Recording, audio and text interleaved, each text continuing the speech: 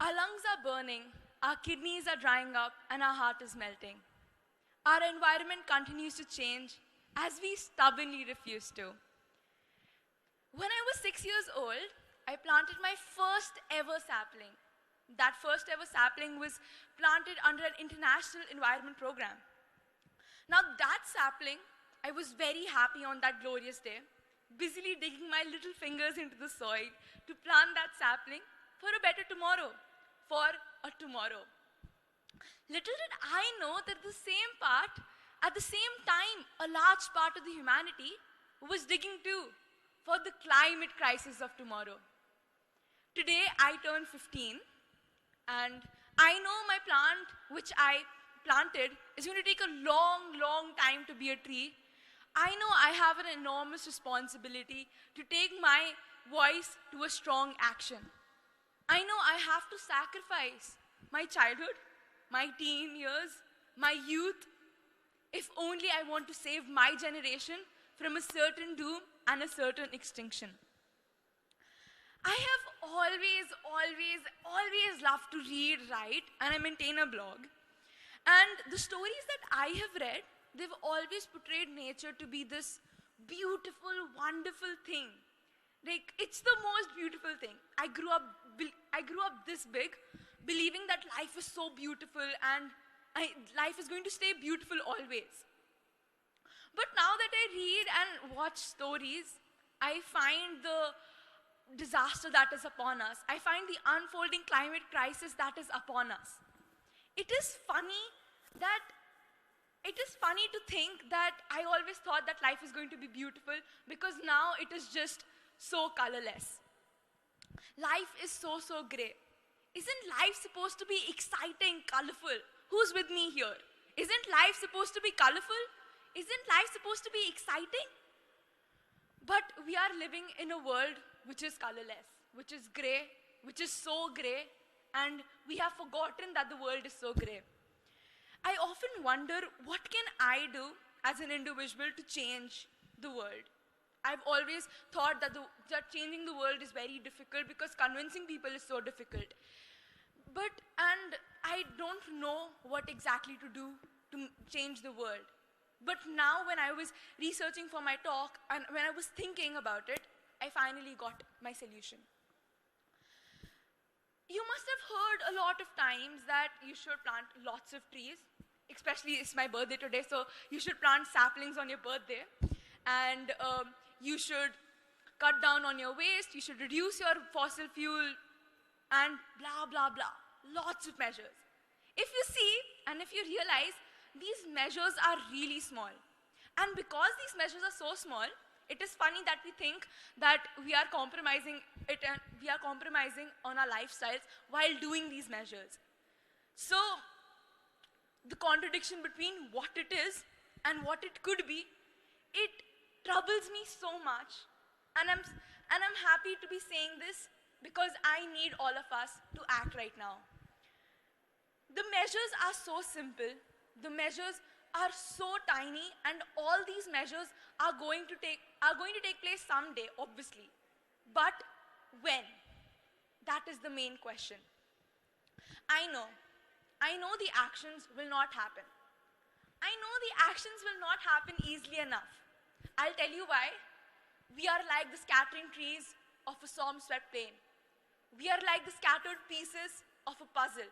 We are disconnected from ourselves, and we are disconnected with both our natures. What I mean to say here is that we are disconnected from the nature that brings us to life, and we are disconnected from the nature that nourishes and nurtures us. We are so disconnected that we have doomed ourselves to live in this world, to live in this colorless world, to live in this world which we think was beautiful and isn't beautiful anymore. If I were to ask all of you today, and if you had to answer honestly and correctly, that how connected you are today with yourself and with both of our natures, a doomed world would emerge and all of us will have sad faces. Because the answer is clearly no. We are not connected at all. We are just not connected. And when we want to change something, we need to be connected within. Voices can be made into environmental actions only if we change within first and without later. The actions are so simple, but we need to re-establish our links.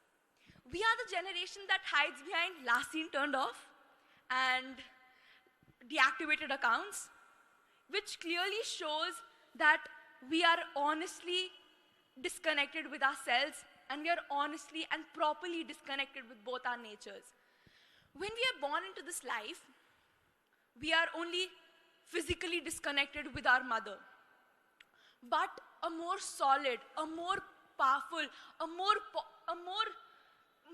action connection is made with the mother, which gives us life. But as we grow old, we often tend to think from our heads. We move from our hearts to heads, and that's where the problem starts.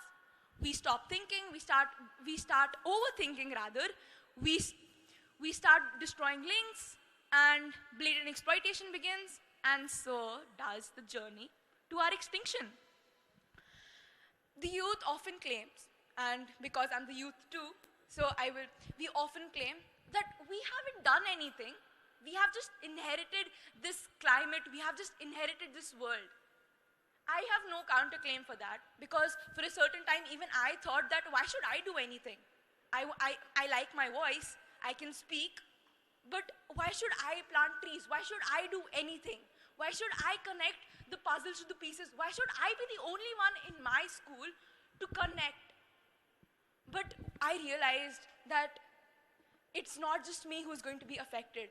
The generation after me is going to be affected too. I realized that we are not going to be selfish. I take it the generation before us did not have the proper means or did not even know the consequences of what their actions were. They ran blindly away from prosperity and development. They were just trying to make a future for the generation next.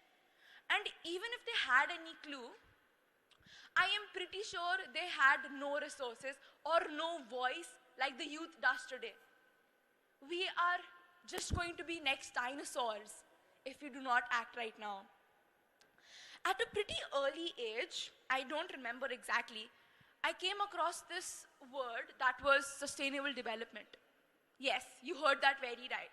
We hear that every day from our climate activists. We hear that every day in our school assemblies also when you say 17 SDG goals and how many are we following?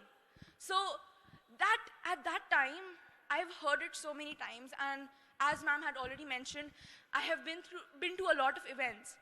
So I hear that word every time. I searched all websites, I searched the UN sites, I searched everywhere, but I could not find a definition which satisfied me. I could not find the meaning which satisfied me, and it troubled me the most. I was constantly asking questions to my mother, and my mother once said to me that, Paavani, please Google. I do not know, I do not have the answer to what you want to know. I do not have the answer to satisfy you. So I went, I searched Google, still did not satisfy, but then one day, I came across this very, very good line. So now for me, it means EESC, that is environmental, economic, social, and cultural well-being for today and for tomorrow. I want to believe that there is a tomorrow for me. I want every one of us to believe that there is going to be a happy tomorrow for me and not just a Wall-E world. I want every one of us to believe that we can change.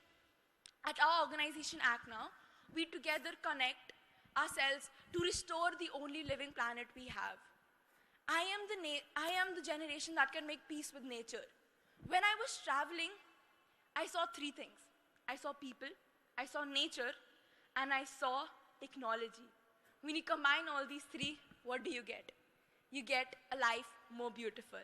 So let's act now, because every small act matters. Thank you.